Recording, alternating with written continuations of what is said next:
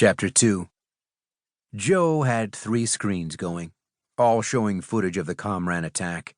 Current news played on one, the second displayed previously captured footage, and another was the dossier Johnson had sent them. This last contained little new information, since Sergeant Major Johnson was personally keeping them up to date. Joe and his team knew about new developments in near real time, and they only painted a darker picture every time he updated them. The Komran invasion on Odin was still progressing, but if they had the same objective as the fleet that attacked Mimir and kicked off the whole thing, the Komran could survive in some harsh environments. They were all but glassing the planet. By Johnson's call, this wasn't a force attempting to take over a world to begin a campaign. It was an all-out assault. They wanted Odin scorched all the way through.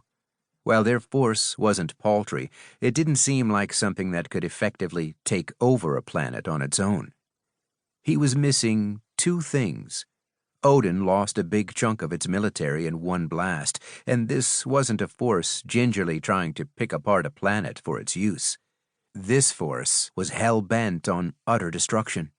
Joe recalled how the Komran reacted to the death of their leader back on Mimir.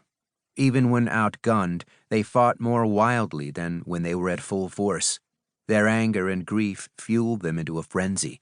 He had to imagine the entire Komran contingent on the planet felt that rage and was taking it out on the population.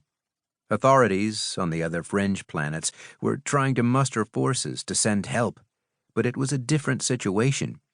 They had faced the aliens head-on, but their planet's barriers protected them from the heavier fire of the warships and monoliths. If they got to Odin in time, most of the fighting would be guerrilla-style, since the Komran forces had spread out.